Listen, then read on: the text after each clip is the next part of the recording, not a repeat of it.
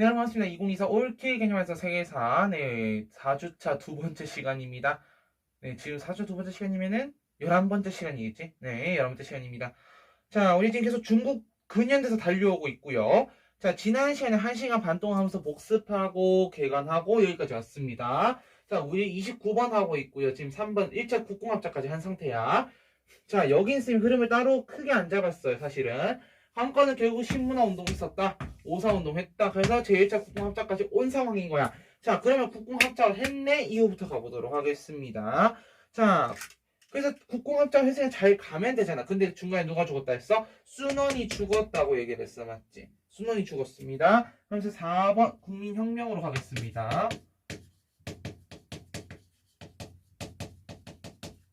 1926년부터 28년까지 국민혁명.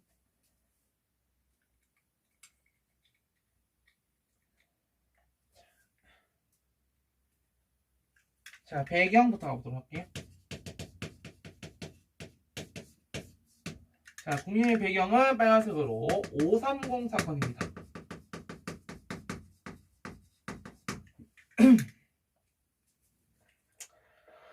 530 사건 역시 사실은 이제 반제국주의, 반군벌 이런 쪽에 뉘앙스가 있는 운동이죠. 자, 그래서 뭐냐면은 이거를 토대로 반제, 반군의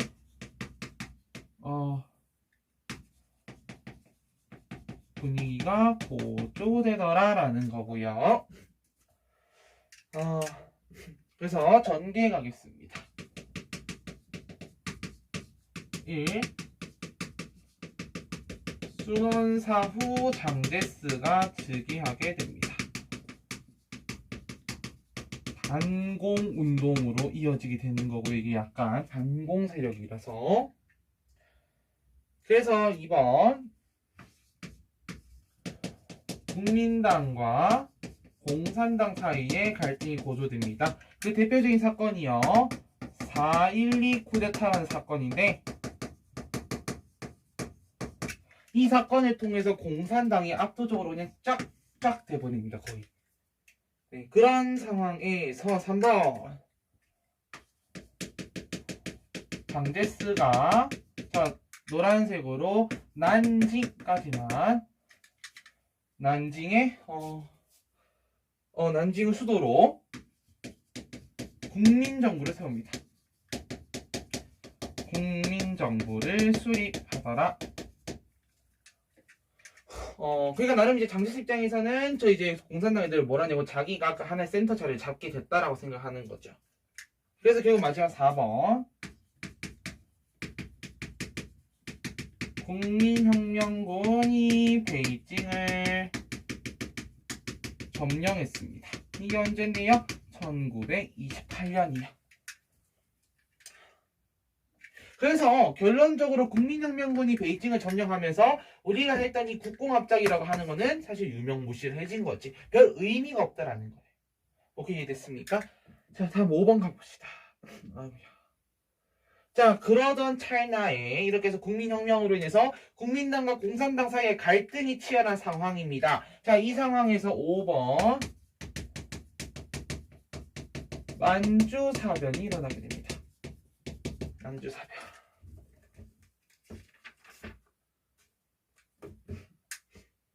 자, 배경. 자, 사실 만주사변의 시작이라고 하면 이거예요. 첫 번째, 대공황으로 인해서 어쨌든 일본의 군국주의가 대두되게 되는 거지. 왜 대두되냐라고 물어본다 하면은 대공황으로 인해서 세계 경제가 많이 힘들어지잖아요. 그 세계 경제가 힘들어지는 가운데에서의 전체주의라고 하는 게 등장한 거야.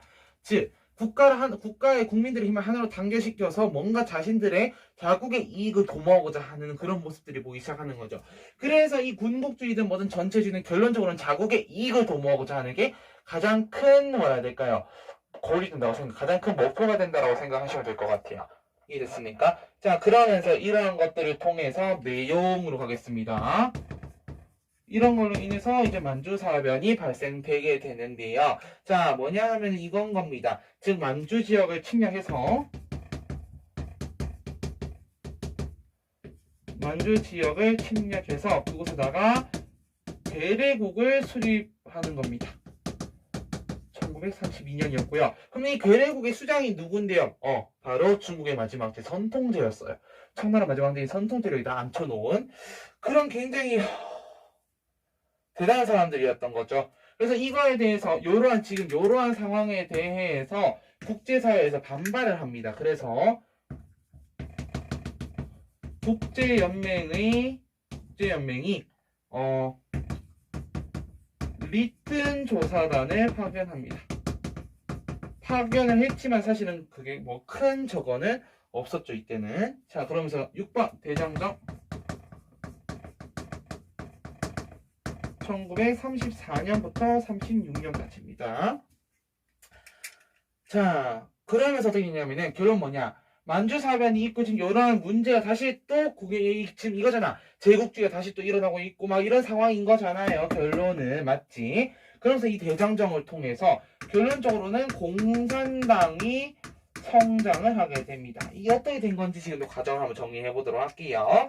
자, 맨 처음에 이제 얘가 루이진이라고 하는 곳에 루이진의 소비에트 임시정부를 수립합니다. 오늘 이 분필 이거 왜 다 부러지니 얘들 정말 마음에 안 들게. 자, 다시 소비에트 뭐 이렇게 나와? 어머나 세상에. 소비에트 임시정부를 수립하게 됩니다. 그래서 이런 과정에서 국민당이 공산당 대토벌 작전을 준비하게 되고요. 공산당 대토벌 준비. 그러면서 얘네 이 공산당이 대장정을 떠나게 된 거예요. 막 국민당 쉽게 말하면 이거예요. 국민당에도 피해 다니려고. 그래서 공산당의 대장정이 시작되는 겁니다. 그래서 어느 쪽으로 가냐면 빨간색으로 예난이라는 지역 방향으로 이동을 하려고 하고요. 자, 이런 과정 속에서 흰색으로 적을게요. 흰색으로 맞아. 농민층의 지지가 많아지고 덕분에 마오쩌둥의 권력, 마오쩌둥의 지지도 많아지게 됩니다. 자, 그러던 차이나의 지구 7번으로 갈게요. 자, 이러던 가운데 일본이 본격적으로 또 시비를 털어 들어오기 시작합니다. 7번 제2차 국공 얘는 쓰는 게 왜 이러니? 국공합작 1937년입니다. 자, 배경 가겠습니다. 배경 1. 빨간색으로 시안 사건. 이 시안 사건은 뭐냐면은 당시 저 위쪽에 이제 위쪽에 당시 세력을 잡고 있는 장쉐랑이라고 하는 사람이 있어요. 근데 이 사람이 장제스를 납치를 한 거야. 납치를 해가지고 막 따지는 거죠. 야, 지금 이 시대가 어느 때인 줄 아냐? 네가 지금 이러고 있을 때냐? 빨리 다시 공산당이랑 힘을 합쳐가지고 지금 저 일본인들 몰아내야 되는 거 아니니? 하면서 막 따지는 사건이 쉽게 말하면 이제 장제스 납치 사건인 거예요. 이 시한 사건이. 자, 그러면서 이거를 계기로 해서 이제 내전 중단. 그래. 그래서 우리가 이걸 이제 1차 국공내전이라 얘기하기도 합니다. 그리고 항일 투쟁. 이거에 대해서 얘기를 하게 되고요. 자, 빨간색으로 2번. 중일 전쟁이 터졌습니다.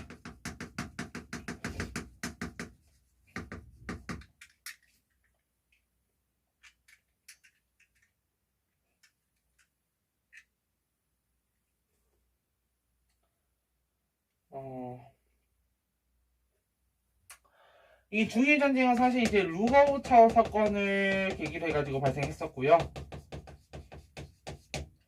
자, 그러면서 어쨌든 이 두 사건을 통해서 그래, 다시 국민당과 공산당이 힘을 합쳐야 되겠다 라는 의지를 다지게 되는 거지. 자, 그러면서 밑에 전개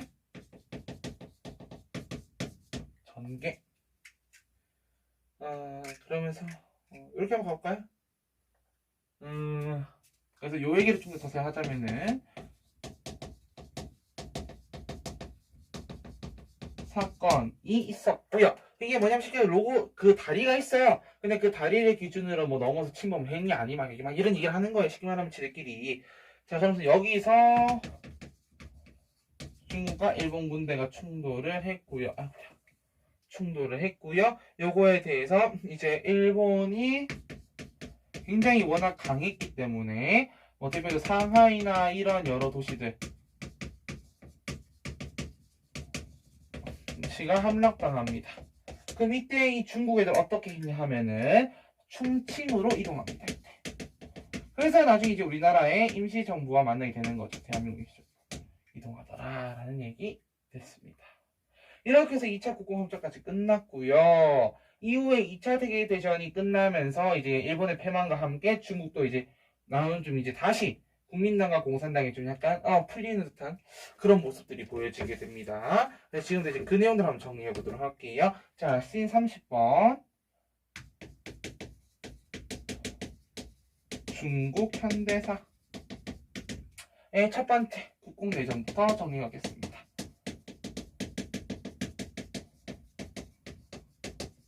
국공내전. 자, 국공내전 왜 일어났습니까? 라고 묻는다면 사실은 뭐 별게 없어요. 네. 국공내전의 원인. 이라고 하면 이거예요. 사실은 예전 종전 하면서 국민당과 공산당의 갈등이 왜냐? 이 둘이 2차 국공합작 했던 목적이 뭔데? 이거잖아. 이 목적이 아니라 이 목적이 사라지니까 당연히 싸우게 되죠. 그래서 뭘 하게 되냐면은 미국이 중재를 나서요. 미국이 중재를 나서면서 당시에 뭘 체결하냐면은 쌍식협정이라고 하는 거를 체결합니다. 45년도 10월 10일에 쌍식협정을 체결해가지고 그래 너네 싸우지 마라고 딱 해놨어. 근데 또 싸우고 있네. 또 싸우고 있었어요. 그래서 전개. 그래서 자 초기에는 국민당이 우세합니다. 초기에는 그랬어. 오죽하면 어떤 상황이냐면은 이 당시 국민당이 어디까지 이제 주도를 한다. 점령을 했냐면은 예난 부근까지. 자, 예난이라고 하면 공산당의 근거지거든요. 근데 이 지역 근처까지 점령을 했다는 거는 사실 되게 국민당이 힘이 셌다는 얘기인 거예요. 근데 무슨 일이 발생합니까? 경과. 자, 어떻게 되는데? 이 국민당 같은 경우 어떻게 돼요? 그렇지. 여기서 이제 부패, 인플레이션과 같은 문제점이 발생했었고요. 한편 공산당에서는 토지 개혁을 합니다. 그래서 당연히 이 공산당의 힘이 당연히 강해지겠죠. 이때부터 여기서가 아니고 요때부터는 당연히 힘이 세질 거란 말이에요. 그래서 결과 이 국공내전의 결과 누가 이기는데? 공산당이 이긴다고. 국민당보다 공산당의 힘이 더 세다라는 걸 우리 알 수 있었던 거죠. 그래서 공산당이 중국 본토 대부분을 장악하면서 자 얘네가 대부분을 장악하게 됩니다. 그래서 결과 밑에도 결과 하나 더 있죠. 결과 국민당 세력은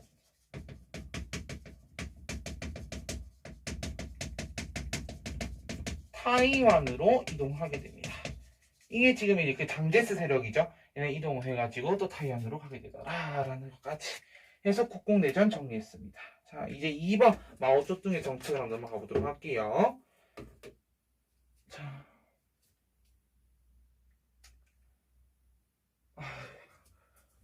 지우기도 뭐하네요.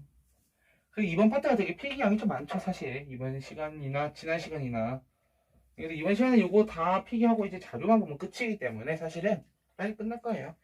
근데 제가 이번 시간에 일본사 개강까지 하면 딱이긴 한데 모르겠습니다. 해보도록 하죠. 자, 2번 마오쩌둥의 정책. 어쨌든 그렇게 해서 실권을 잡고 이제 국가의 하나에 이제 적게 됐습니다. 참고로 여러분들 이 결과 이거 하나 적어 놓을게요. 중화인민공화국 수립 언제? 1949년에 여기까지만 적어주세요. 오늘 난 필기량도 많고 말하는 것도 많아가지고 힘들어요. 자, 마오쩌둥의 정책으로 가보도록 하겠습니다. 자, 마오쩌둥 첫 번째는 내가 적어놓은 게 사회주의 경제정책이라고 하는 게 있습니다.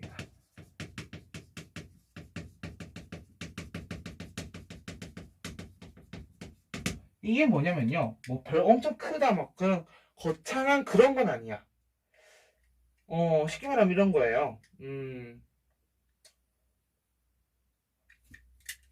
여기다 한번 줘볼까? 자, 우선 흰색으로 남녀평등법. 이제 고른 노동력 기용을 위한 거죠.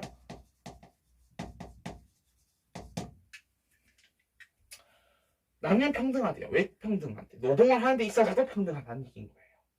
사회주의적인 거죠. 자, 그러면서 나온 게 이제 제1차 5개년 계획이라고 하는 게 나옵니다. 노란색으로 제1차 5개년 계획이라고 해서 53년도에 나옵니다. 1953년에 이게 나와가지고 이게 뭐냐면은 소련의 지원을 받아가지고 나름의 이제 저걸 해보겠다라는 얘기를 꺼낸 거예요. 쉽게 말하면은. 네, 그래서 그거를 실질적으로 한 게 빨간색으로 대약진 운동이다라고 하는 것입니다. 이게 실질적으로 나온 게요. 이건 대약진 운동이라고 하는 게 뭔데요? 라고 물어야 되는 거예요. 알겠지? 자, 대약진 운동의 핵심은 이겁니다. 자, 인민공사라는 것을 조직한다는 거예요. 이게 1958년 되겠습니다. 그럼 이 인민공사를 조직해서 뭘 하겠다라는 건데 쉽게 말하면은 여기서 이제 집단농장 같은 거,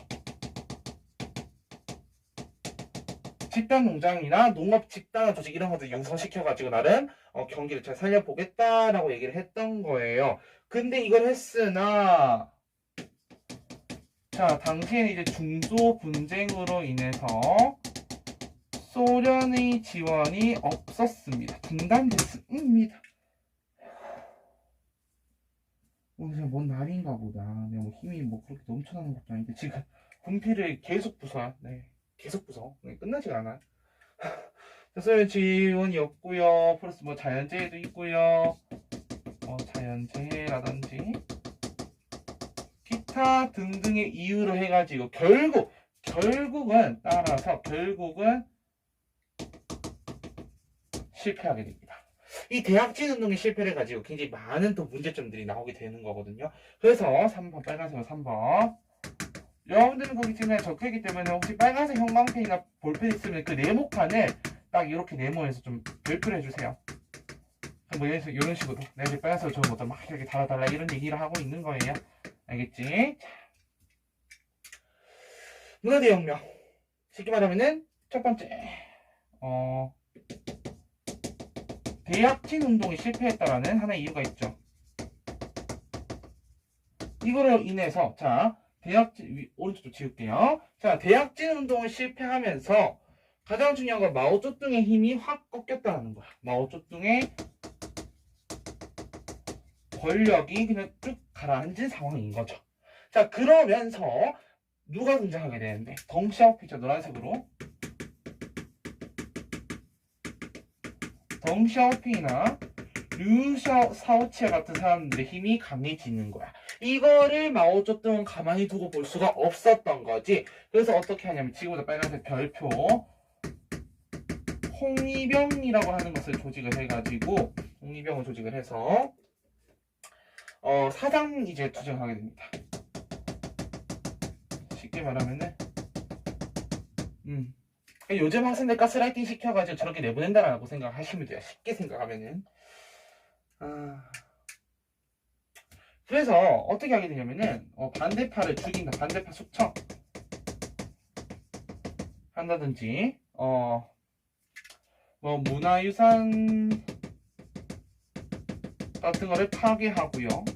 문화유산 파괴를 하고 또 이제 개인 숭배를 좀 강화시키려는 그러한 모습들을 보이게 됩니다. 이때. 그러면서 결국은 사실 이게 어떻게 실패하냐면은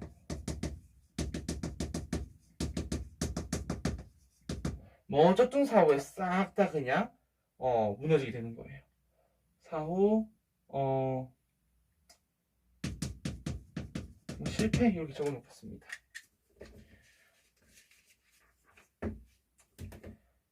자, 그리고 밑에 와서 이 미중수교 얘기 좀 적어놨는데요. 얘는 뭐냐면은 얘는 사실은 세계사에서는 그렇게 잘 나오는 거는 아닌데 중요하긴 중요해요. 그래서 혹시나 모르 쌤이 담아온 겁니다. 이거는 동아시아사에서 주로 나오는 거긴 한데 세계사에서 혹시나 모르 나올 수는 있어요. 자, 보면 1번, 2번, 3번 이렇게 있을 거예요. 맞지? 자, 1번은 뭐냐면 빨간색으로 한번 적어볼게요. 노란색 적을게요. 이거다. 첫 번째 닉슨 독트린. 두 번째는 미중 수교. 일단 미중 공동성명이 먼저입니다. 미중 공동성명. 세 번째 미중 수교.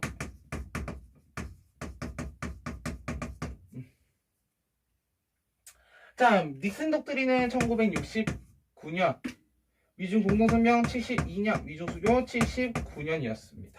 이게 내가 뭘 적어주려고 하는 거였냐면은 내 의도는 이거야. 이거에 대해서 막 설명하겠다 그런 의도가 아니고 여기서의 관건은 봐봐. 잠깐만. 뭐지? 어쨌든 내 의도는 뭐냐면은 지금 문화대혁명이 있던 요 시기 속에서 이러한 평화의 무드가 보이고 있다라는 얘기 잠깐 해주고 싶었던 거예요. 알겠지? 네, 여기까지 하면은 지금 어쨌든 정책이 마지막 3번 덩샤오핑 시대까지 정리하고 자료 보고 중국산을 끝내는 걸로 합시다, 여러분. 와, 진짜 중국산 더 이상 길어서 못하겠어요. 빨리 끝내자. 우리 이제 얼마 남았습니다. 아유, 안 나오면 이걸 손으로 써야지 뭐. 어떡해. 자, 손으로 쓰면서 한번 가보도록 하겠습니다. 자, 첫 번째 덩샤오핑의 정책은 뭐냐 하면은 순수 실용주의 경제 정책이야. 실용주의 경제 정책. 지금 여기서 말하는 그 덩샤오핑의 실용주의라고 하는 것은 무엇입니까? 라고 우리가 물어야 되는 거야. 자, 덩샤오핑의 실용 정책의 가장 대표적인 이론은 이겁니다. 자, 별표 흥묘백묘론. 이게 뭐냐? 쉽게 말하면 이거예요. 흥묘백묘론은 뭐 검은 고양이건 흰 고양이건 무슨 상관이야. 지만 잘 잡으면 되지. 즉 지금 찬밥 더운밥 가릴 때가 아니라는 거야. 사회주의든 자본주의든 우리 경제를 살릴 수만 있다면은 아무런 상관이 없어. 실용적이라는 거야. 실용주의적. 알겠지? 흥묘백묘론. 자, 그러면서 첫 번째 인민공사를 해체시켜버리고요. 2번 잠깐만 그게 2번이나 아니네? 산업특구 지정. 요거 이제 여러분들 세계지리에서 더 많이 봤을 거예요. 산업특구를 지정한다 라든지 여러 노력을 보이려고 합니다. 자, 이 정도 내용이 사실 다예요. 요것만 적어놔도 돼. 그럼 2번 테난먼 사건. 자, 거기는 빨간색으로 갑니다. 빨간색. 자, 2번 테난먼 사건. 자, 1989년입니다. 자, 테난먼 사건은 뭐냐? 쉽게 말하면 정치적 민주화를 요구한 거야. 첫 번째.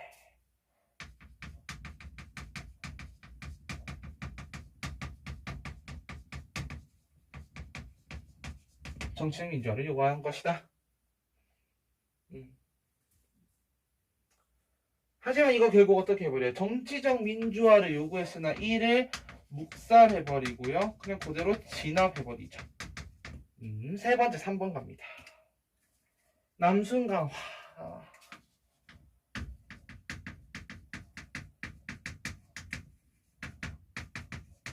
자, 여러분들 이거는 뭐랑 연결해 주셔야 되냐면은 이 실용주의 경제 정책과 연결해서 보셔야 됩니다. 자, 남순 강화에서의 포인트가 뭐냐 하면 이건 겁니다.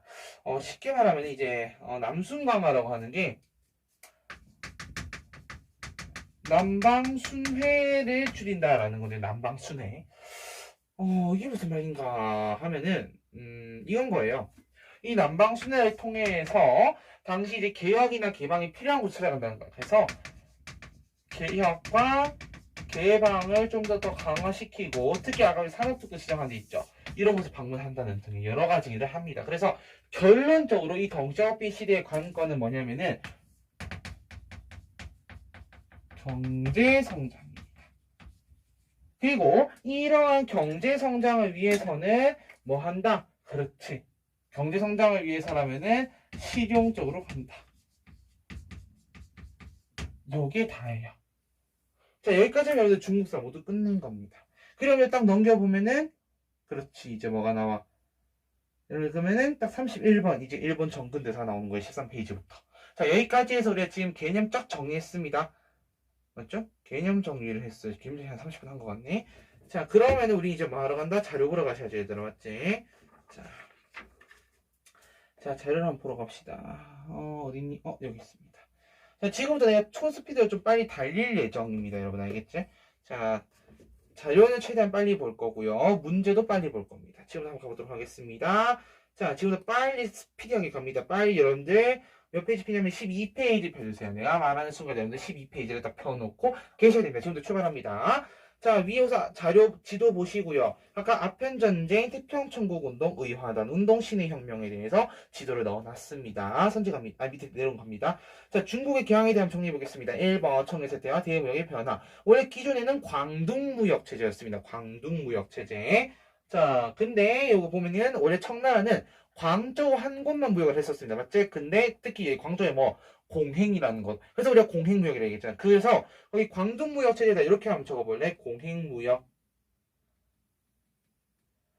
자, 광둥무역체제 공행무역이라고 한번 적어보세요. 그게 그 말입니다. 그래서 영국과의 차의 수출 급증으로 인해 막대한 양의 은이 유입이 됩니다. 왜? 영국의 은이 제가 중국으로 들어오고 있는 거야. 그래서 이때는 편무역을 했었다라는 거고요. 이후에 영국의 공행무역 폐지 요청에 따라서 보니까 영국의 자유무역 요구에 대해 청나라가 거절했습니다. 그래서 영국은 청나라 무역 적자를 메우려고 인도산의 앞을 갖다 청나라에다가 넣어버린 거였지. 그게 삼각무역으로 이어지는. 거기서 오른쪽에 있는 그 지금 새 삼각형 있죠. 그게 삼각무역의 표가 되겠습니다.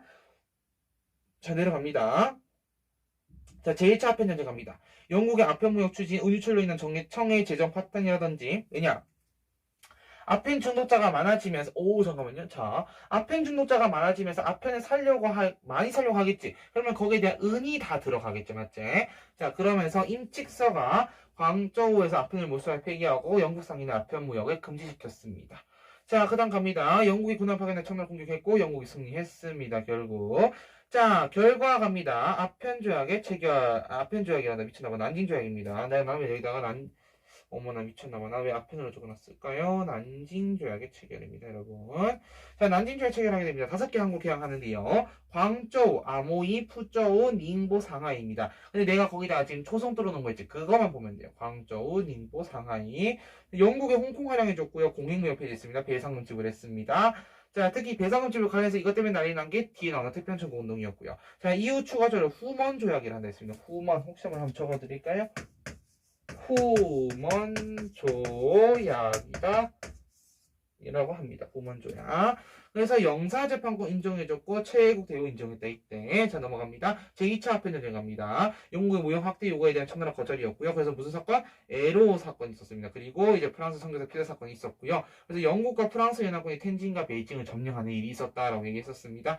에로 사건. 거기 밑에 보면 쌤이 다 적어놨습니다. 자, 1856년 광저우에 정박해 있는 에로의 청나라 관리가 올라가 밀수 혐의로 선언을 체포하는 과정에서 영국이 자국의 국기를 모욕하였다고 주장한 사건이다. 이 사건을 비밀로 영국과 프랑스가 연합하여 청을 공격하는 제2차 아편전쟁이 발발하였다라고 했습니다. 그래서 밑에 결과 첫 번째 텐진 조약이 체결되는데요. 첫 번째 베이징 외교관 주재. 쌤이 주재에 대한 특히 좀 강조 표시해놨습니다. 주재와 주둔, 외교관이 주재하는 것과 외국 군대가 주둔하는 것은 다른 별개다라고 얘기했었습니다. 자, 10개의 개항전이 추가되었고요. 특히 크리스트교 포교의 자유, 다른 말로 크리스트교 선교의 자유를 이제 인정했다라는 거고요. 자, 오른쪽에 있는 1860년 베이징 조약 체결하면서 우선 첫 번째 텐진 조약의 내용을 비준해줬고요. 두 번째 영국의 주룽반도 일부 활용했다. 세 번째 러시아가 연해주를 획득했다라는 거 보시면 되겠습니다. 자, 이후 중국의 근대화 운동 과정 정리하겠습니다. 자, 첫 번째 태평천국 운동입니다. 자, 아편전쟁을 계기로 청나라 왕조의 권위가 추락했고요. 배상금 지불로 인해서 농민의 조세 부담이 가중되었습니다. 물가 폭등으로 인한 사회적 어려움이 생겼습니다. 그래서 반청 감정이 고조됩니다. 어쩔 수 없어요. 농민들, 야, 너네 맹자 배웠잖아. 통화서 때 배웠을 거 아니야. 뭐 우리 항상 항신론 이런 거 배우잖아. 항상. 백성들은 뭡니까? 항상 우리가 배불리 먹을 수 있는 뭔가 나와야만이 도덕적인 마음이 유지된다라는 거잖아요. 맞지? 자, 그러면서 내용 봅니다. 홍수정이라고 하는 자가 크리스트교를 바탕으로, 어머나, 잠깐만요. 크리스토를 바탕으로 배상제회 또는 상제회라고 하기도 합니다. 조직했습니다. 그래서 멸만흥한 만주족 멸하고 다시 한족 흥해라라는 걸 주장하게 되고요. 태평천국을 건설합니다. 난징을 중심으로 건설했습니다. 자, 개혁은요 천조전무제라고 하는 걸 주장하게 되는데 토지의 균등 분배 개혁을 지향했고 남녀 평등을 주장했습니다. 뭐 전족 축적 없애고 뭐 변부활이나 아편 금지 등을 발표하게 되지.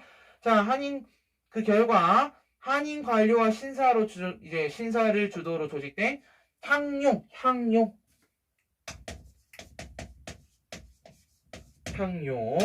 반격으로 인해서 또 거기 보면 이제 상승군이라고 해서 외국 군대들까지 이제 합세해가지고 진압을 하게 됩니다. 자, 이후에 이러한 것들을 바탕으로 해가지고 양무운동 때는요 아편전쟁이라든지 태평천국 운동 진압 과정에서의 개혁의 필요성을 인식했었습니다. 그래서 태평천국 운동 진압에 앞장섰던 증국번이라든지 이홍장과 같은 한인 출신 관료들이 주도를 하게 되었고요. 중체 서용 뭡니까? 몸은 중국인데 쓰는 것은 기구는 서양일 것이다. 그래서 중체 서용을 바탕으로 부국 강병을 추구하게 됩니다. 그래서 대표적으로 이제 금융기국 같은 기구를 또 설립하게 되는 거죠. 그래서 근대적 공장 설립하고 군수산업 육성하고 서양식 육회관 창설하고 신식학교 설립하고 해외 유학생 파견하는 등등의 일들을 하더라. 결과 중앙정부의 체계적인 계획 부족과 더불어 기업 활동에 대한 관료의 지나친 간섭으로 인해서 갑신정변이 아니고요. 내가 왜 갑신정변 적어놨는지 모르겠다. 청푸전쟁입니다. 정포전쟁. 네, 이거 쓸 때 무슨 정신을 적은지 몰라요. 네. 자, 청푸전쟁과 이후 청해전쟁에서 패배하게 되죠. 이러면서 이제 한계를 노출하게 되더라라는 겁니다. 이러한 한계로 병법자강 운동 때 등장하는데요. 청해전쟁의 패배로 일본과 시모노세키 조약을 체결하게 됩니다. 그래서 일본의 타이완을 활용해주고 막대한 배상금 지불하게 되죠. 그래서 열강의 각종 인권 침탈 심화했고요. 양무운동의 실패에 대한 반성으로 병법자강 운동이 등장하게 됩니다. 자, 그러면서 첫 번째 항유웨이, 량치차오 등이 입헌군 주제를 지향하는 개혁적 성향에 이제 공량하게 우선 반영이 됐거든요. 이때 영향을 미쳤거든. 현실 개혁적인 성격이. 거기다가 이제 입헌 군주제 얘기까지 나오는 거예요. 왜? 일본의 메이지 유신처럼 가자라고 얘기를 했던 거였잖아. 그래서 일본의 메이지 유신을 본떠 정치제도 개혁을 주장했다라는 거고요. 과거제 개혁이나 신교육 실시나 상고금 육성 등의 근대적 개혁을 추진하더라. 그래서 다른 이름으로 무술변법이라라고 얘기한다고도 했습니다. 자, 계속해서 가보도록 할게요. 결과 기득권을 이어받는 서태후 등 보수 세력의 탄압으로 실패합니다. 무술 정변 100일 천하였고요. 자, 의화단 운동 갑니다. 자, 거기 내가 오른쪽에다 의화단 해서 백년교 개통의 비밀결사 반제운동 회침이라고 적어놨지. 중요하게 보세요. 지금부터 알겠습니까? 의화단이 백년교 개통의 단체라는 걸 모르는 친구들이 있습니다. 무조건 연결해 놓으셔야 됩니다. 배경 갑니다. 열강의 이권 침탈이 심화됩니다. 광산채굴권, 철도부속권 등을 차지했고요. 조차지와 세력범위 설정 등에 관련해가지고 또 막 이권 침탈을 하게 되는 거지. 플러스 크리스트교 확산으로 인해서 배의 감정이 고조되었습니다. 자, 내용 갑니다. 의화단이 산둥에서 봉기를 했고요. 무엇을 주장합니까? 부청매량, 청나라 부흥하고 양나라가 아니고 서양 애들, 오랑캐들이 망해라라는 그런 내용이에요. 부청매량을 주장하더라. 교회와 철도 등 서양몽을 파괴되었고 청왕조의 후원, 외세비적 이용하는 그래서 베이징의 외국 공간을 습격하게 되는 거였지. 자, 근데 이거에 대해서 8개국 연합군이 쳐들어와서 의회등 진압해버렸습니다. 그래서 베이징 점령했고요. 그 결과 신축 조약을 체결하면서 외국군의 베이징 주둔에 대해서 인정하게 되더라라고 얘기했었습니다. 자, 광서신정에선 딴 거 다 필요 없고 흥정헌법 대강만 알면 됩니다. 넘어갑니다. 신의 혁명으로 갑니다. 자, 청왕조 탈을 목표로 한 혁명운동이 확산되었고요. 특히 여기서 순원의 혁명운동이 등장합니다. 바로 뭐 중국 동맹이라고 하는 단체를 결성했었고 이때 삼민주의를 주장하게 되더라라는 겁니다. 자, 전개 청정부의 철도 국유화 조치에 대해서 철도 국유화 반대 운동을 하게 되고요. 이에 대해서 원래 스촨 봉기가 발생하게 되는 겁니다. 어쨌든 관건은 뭐야? 철도 국유화 조치를 반대하겠다는 거. 왜 반대하려고 했는데 생각해보니까 그렇지. 이 철도를 통해서 다른 나라도 차관을 빌려오려고 했던 청나라의 의도, 청정부의 의도가 있었다라는 거야. 그래서 우창에서 신군 봉기가 있었고요. 각성의 독립선이 나왔더라. 결과 어떻게 됐는데 중화민국이 수립되고요. 임시대총통의 순원이 침하더라라는 겁니다. 자, 위안스카의 혁명군의 타협. 자, 원래는 청정부가 위안스카에 갖다 보내가지고 혁명군을 진압해라라고 했는데 이 혁명군과 타협을 봐서 어떻게 합니까? 우선 청나라 왕조 멸망시키고 그 대총통 자리 위안스카에 줘버렸죠, 순원이. 자, 하지만 이후에 위안스카가 혁명파에 탄압하고 재정을 부활하고자 시도했다. 특히 재정 부활 시도 여기 잘 봐놓으셔야 됩니다. 중요한 키워드입니다. 알겠지? 자, 그러면서 사후 각지에서 궁궐세력이 대도하더라 궁궐시대가 전개되었습니다. 자, 신문화 운동 갑니다. 유교 중심의 전통문화 비판했고요. 천두쇼, 후수 등이 주도했습니다. 잡지는 신청균이라는 잡지를 간행하게 됩니다. 자, 오사운동 갑니다. 배경, 신문화운동 확산되었고요. 특히 파리강화 회의 결과에 반발했습니다. 왜? 독일이 갖고 있던 산둥반도의 이권을 갖다가 일본이 가지는 것에 인정을 해줬거든요. 파리강화 회의에서. 전개, 베이지아 세를 중심으로 한 일본의 21개조 요구 철폐, 그 다음 플러스 이제 산둥반도에 대한 이권 반환 요구를 하게 되면서 반봉건, 반군벌, 반제국주의 운동으로 확산되게 됩니다. 자, 넘어갑니다. 12번. 두 차례 세계대전 속 중국사 갑니다. 첫 번째, 제1차 국공합작부터 보겠습니다. 자, 공산당원의 개인 자금으로 국민당에 입당하는 방식의 연대를 취했고요. 군벌 타도 목적이었고 반제국주의 운동을 전개하게 되는 그런 내용입니다. 자, 두 번째 국민혁명입니다. 자, 국민혁명은 여러분들 몇 년부터 몇 년까지였지? 그 이제 국민혁명은 26년부터 1926년부터 28년까지였습니다. 자, 군벌 타도와 국민혁명을 추진하던 주 순원이 죽었고요. 그래서 장제스가 실권을 장악했습니다. 근데 장제스는 반공주의자였다라고 얘기를 했었고요. 그래서 베이징을 점령해서 북벌을 완성하게 됩니다. 자, 대장정 갑니다. 대장정 언제부터 언제까지? 1934년부터 36년까지라고 얘기했었습니다. 자, 마오쩌둥이 루이진의 소비에트 임시정부를 수립했고요. 31년도에 장제스가 국민당을 이제 토벌하려고, 아니 국민당 장제스의 국민당이 공산당을 토벌하려고 했습니다. 그걸 알게 되죠. 어떻게 합니까? 바로 이제 대장정을 통해서 이제 국민당의 토벌을 피하고 됐던 거죠. 그렇지. 그래서 이제 공산당이 대장정을 단행했고 34년도에 예난 방면으로 가게 됩니다. 자, 하지만 2차 국공합작이 일어나게 되는데요. 왜 일어나냐? 시안 사건을 계기로 내전 중단과 거의 종단돼 있죠. 내전 중단과 항해투쟁 분위기가 고조되더라. 거기다가 루거우차오 사건으로 발생했던 중일 전쟁. 이거 이후에 이제 2차 국공합작을 하게 되는 거죠. 자, 이유자 13번 갑니다. 중국 현대사 갑니다. 미국에서 2차 국공합작 잘 한 것 같았어요. 잘 되는 것 같았어요. 그런데 자, 막상 이제 제2차 세계대전이 끝나고 나서 보니까 그 국민당과 공산당이 합작했던 즉 2차 국공합작 때의 목표였던 뭐야? 결국은 반제국주의 반일 운동이었는데 항일 운동인데 그 목표가 사라진 거야. 그래서 국민당과 공산당이 다시 싸우게 되고요. 자, 그러면서 어떻게 합니까? 그렇지, 이제 우리가 아는 국공 내전의 내용으로 가는 건데 사실 국공 내전의 내용 같은 경우는 우리 수특이나 교과서에 그렇게 막 세계사 교과서 자세하게 적혀있거나 그렇지는 않아요. 그래서 그거는 동아시아사에 더 나와 있으니까 넘어가고요.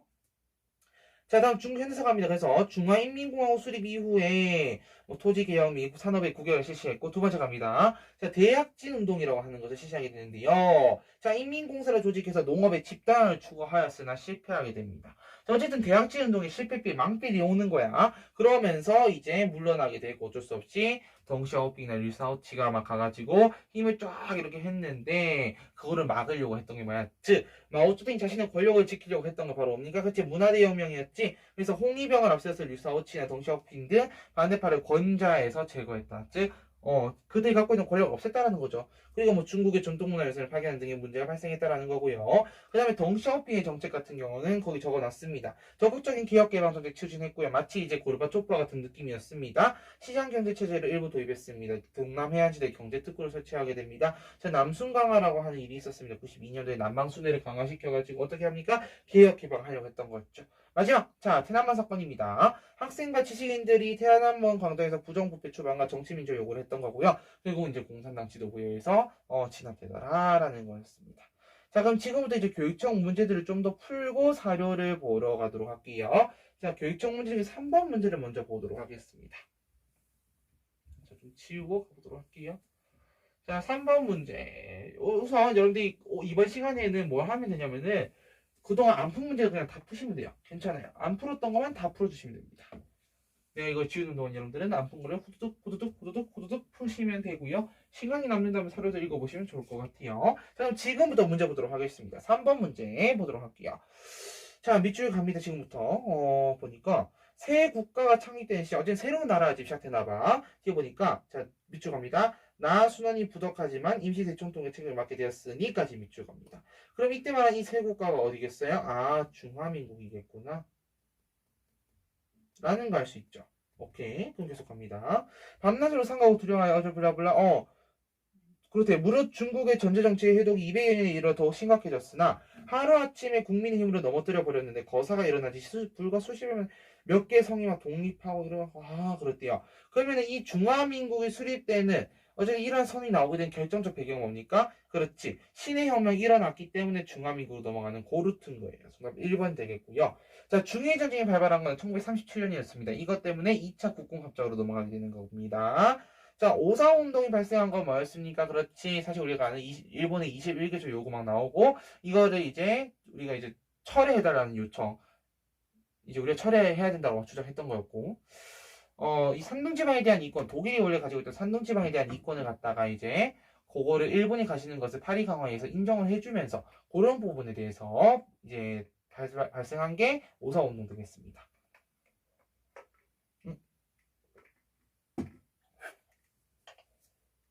자, 계속 갈게요. 자, 그 다음에 홍수전이 상제를 조직한 건 태평천국 운동에 대한 내용이고요. 국민혁명군이 폭발 단행한 이유 뭡니까? 결국은 이제 국민당의 힘이 좀 이제 세졌던 거죠. 이제 국민당의 힘이. 자, 넘어갑니다. 네. 자, 다음 5번 문제 가보도록 하겠습니다. 볼게요. 자, 마오쩌둥에게 위기가 왔습니다. 우리가 아는 마오쩌둥에게란 위기라는 것은 대학제운동 이후, 대학제운동 실패 이후 얘기 아닐까 싶은 추측합니다. 볼게요. 후르쇼프가 스탈린의 실정을 비판하자 중국에서도 마오쩌둥에 대한 개인 숭배와 공산당의 권력 독점에 비판의 목소리 제기되었다. 이러한 상황에서 갑니다. 대학진운동의 여파로 그렇구나. 자, 그럼 이게 뭐야? 어제 대학진운동으로 그 실패로 인한 욕을 마오쩌둥이 다 먹게 되지. 그래서 마오쩌둥이 자신의 명예라든지 권력 어쨌든 잃게 됐잖아. 이걸 약간 회복해보고자 했던 게 뭐였어요?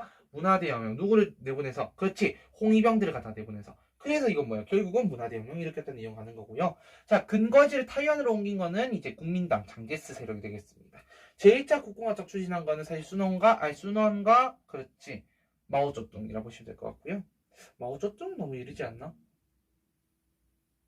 맞아, 그때쯤이면은. 네, 어쨌든 국민당과 공산 순원이 주도했다고 생각하시면 될 것 같아요. 자, 루이진을 떠나 대장정을 단행했다. 루이진은 원래 소비에트 임시정부가 있던 곳이고 떠나 대장정을 단행했던 거는 뭡니까? 마오쩌둥에 대한 설명. 연안도시의 경제특구를 설치한 거는 덩시어핑 되겠습니다.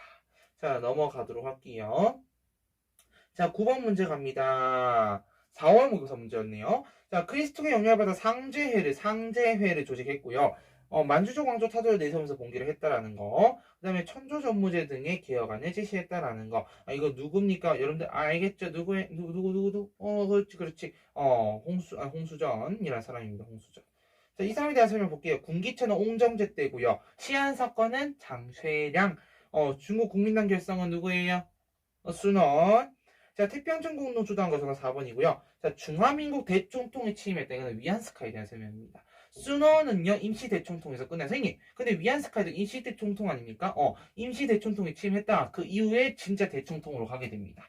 그래서 정답은 4번입니다. 넘어가도록 할게요. 자, 넘어가서. 자, 13번 문제 갑니다. 가나시기 사이 문제예요. 자, 그래서 내가 지금 흐름을 내가 그쭉 적어준 거지. 1번, 2번, 3번, 4번, 5번, 6번, 7번, 그 흐름을 잘 여러분들 기억을 하셔야 되는 거야. 알겠지? 그래야 13번 같은 문제를 푸는 겁니다.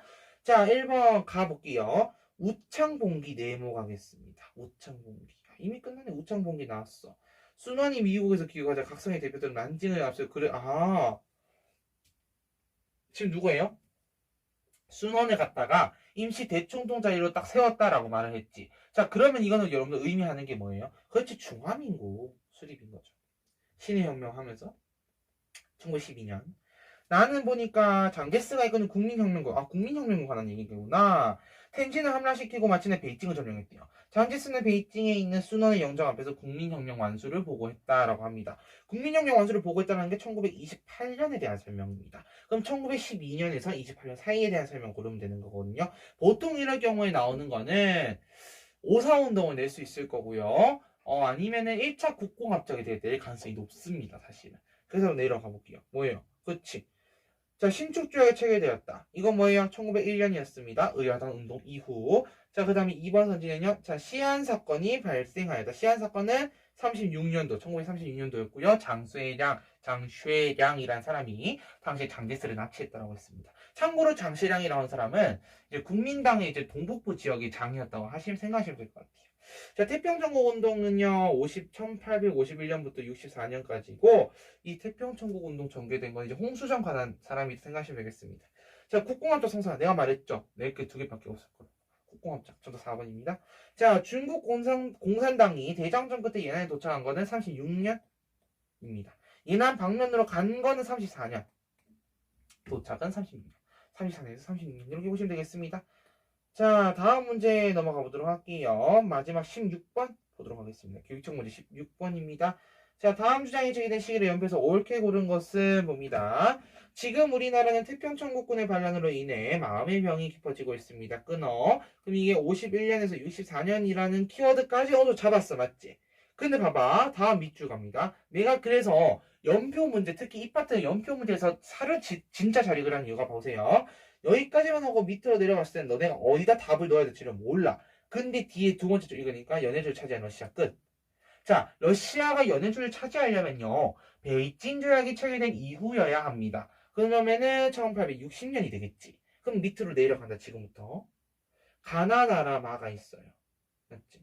조금 더 읽어볼까? 이 가운데 태평천국군이 이야기하는 병이 가장 위급하니 이를 먼저 제압하고 이후 매세 문제 처리해야 됩니다. 그러면 많게는 밑에 내용은 한 64년도, 63년도까지도 볼 수 있는 거야. 그러면 밑에 내려가봐. 가나다라마.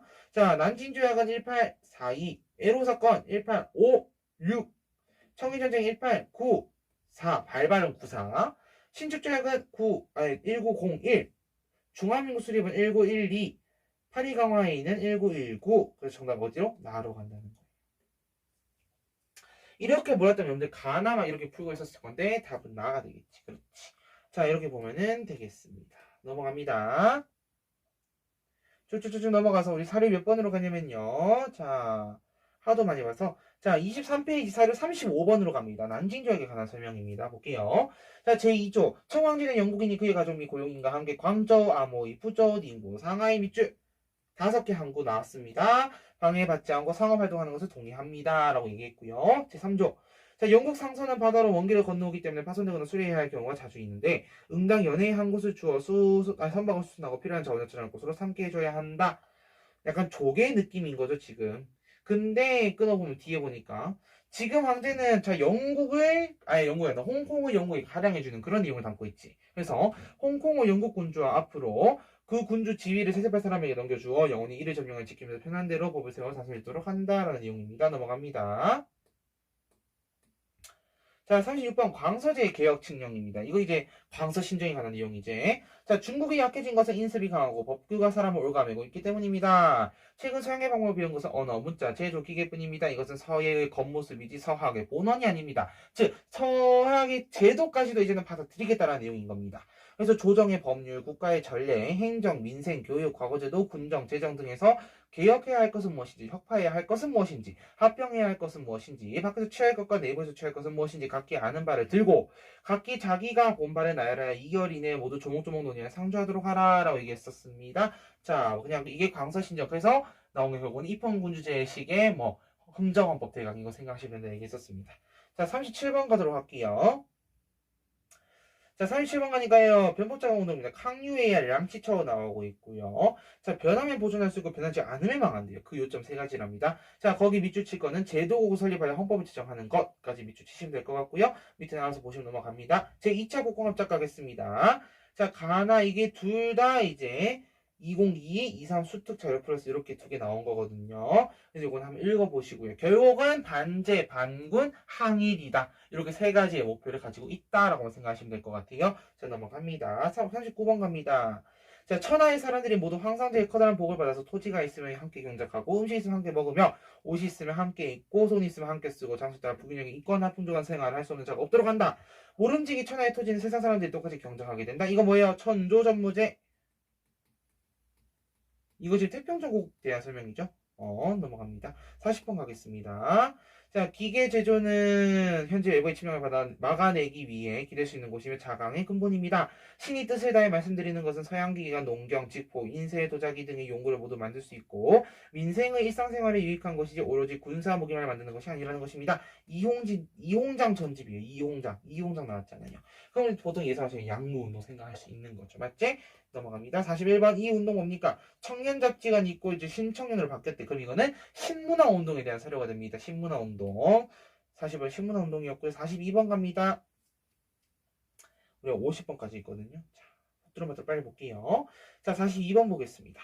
자, 오늘날 중국은 여전히 제국주의 압박에 시달리고 있습니다. 그리고 공화정이 수립된 지 10여 년이 지났지만 여전히 군벌의 전횡을 일삼고 있습니다. 이 역경을 극복하기 위해서는 자, 잠깐만. 공화정이 수립된 지 10여 년이 지났대라고 얘기를 하고 있어. 그러면은 생각해보자. 10여 년이 지났다 하면 22년 조금 지났을 때 무렵인 것 같아.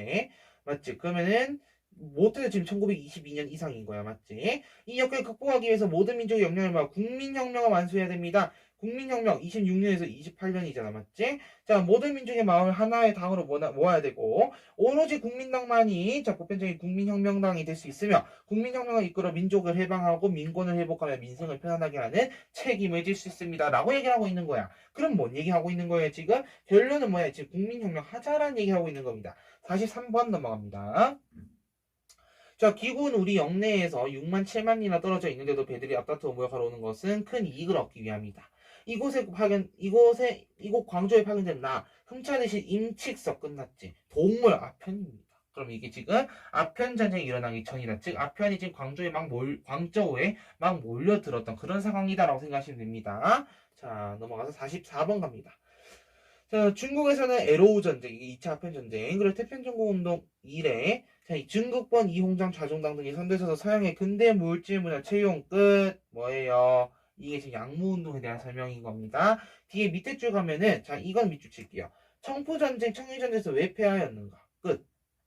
청포전쟁과 청일전쟁에서 이 양무운동의 한계가 노출되기 때문이었죠. 자, 45번 이 인물 누굽니까? 라고 하면은 여러분들 뭐라 적을래요? 그렇지, 순원이라고 적을 수 있어요. 순원. 그래서 순환이 1895년부터 1925년까지 살았고 뭐 삼민주의 얘기 나오시면 보시면 될 것 같아요. 자, 46번 자료 같은 경우 이거는 동아시아사에 더 많이 나오는 자료긴 한데요. 한번 들고 나와봤으니까 보시긴 하시고요. 자, 49번 가겠습니다. 잠깐만. 46번인데 왜 49번으로 튀어? 나도 이해가 안 되네. 번호 나중에 수정해 놓을게요. 자, 제13차 전당대회에서는 더 빠른 속도로 부자가 될 것이라고 말했다. 그러나 민중의 주머니는 불어나지 않았고 검은 고양이와 흰 고양이는 더 뚱뚱해졌다. 외부 세계의 문으로 개방하고 외국 자본을 유치하면서 외채는 점점 늘어나고 민영은행의 계좌에는 돈이 넘쳐난다. 그러나 지친 사람들이 국외를 탈출하는 마당에 외국인을 중국에 들여놓아서는 안 된다. 이러한 게 왜 나왔는데요? 왜? 자본주의 시장 경제 체제를 일부 도입했던 누구 덩샤오핑의 흑묘백묘론이죠. 이것 때문에 이러한 말들이 나오게 된 거야. 그래서 검은 고양이와 흰 고양이가 더 뚱뚱해졌다. 흑묘와 백묘가 더 뚱뚱해졌다. 그 전에 실용주의에서는 흑묘도 백묘도 상관없다라고 얘기했었잖아. 맞지? 자, 다음 50번 요거 볼게요. 자, 79년 1월 국가의 부총리였던 덩샤오핑이 미국을 방문하였다. 그는 미국 방문 당시 많은 화제를 뿌렸다. 그의 방문 일정에는 미국의 첨단 산업시설을 둘러보는 것도 포함되어 있었다. 포드, 보잉 등 미국의 주력 산업체들을 둘러본 뒤 중국에서 돌아온 그는 검은 고양이든 흰 고양이든 쥐만 찾아보면 된다라는 이른바 흑묘백묘론을 강조했다. 그리고 뭐 했어요? 뭐 실용주의 경제정책으로서 생각해볼 게 뭐 남순 강화 이런 얘기들 다 보면 되겠습니다. 자, 여기까지 사료들을 다 봤고요. 자, 그러면 뒤에 평가원 문제가 있습니다. 여러분들 거기 적혀 있잖아요. 맞지? 우리 지금 4번이랑 11번, 15번. 4번, 11번, 15번. 세 문제 남아있거든요. 네, 여러분들 지금부터 뭐 할 거냐면요. 이 세 문제를 갖다가 10분 쉬었다가 우리 지금 이어서 이제 세 번째 시간 갈 건데 3교시 갈 건데 여러분들 10분 쉬었다가 이 문제를 푸세요. 미리 푸세요. 미리 풀어놓고 요 세 문제 있지요. 요거를 하나 다 분석을 해봐. 선지마다. 이거는 이래서 이래서 안 되고 예를 들어 뭐 군국제가 시행되었다라고 하면 이게 누군데 한 고조야. 이런 식으로. 옆에 인물들 매칭되는 게 뭐 있는지 시기는 언제인지 다 한번 미리 적어놔 보세요. 그리고 그게 나랑 맞는지 내가 얘기한 거랑 맞는지 비교해 보시면 될 것 같습니다. 네, 그럼 여러분 이번 시간 정말 수고 많으셨고요. 우리는 10분 뒤에 보도록 할게요. 네, 바로 문제 푸세요.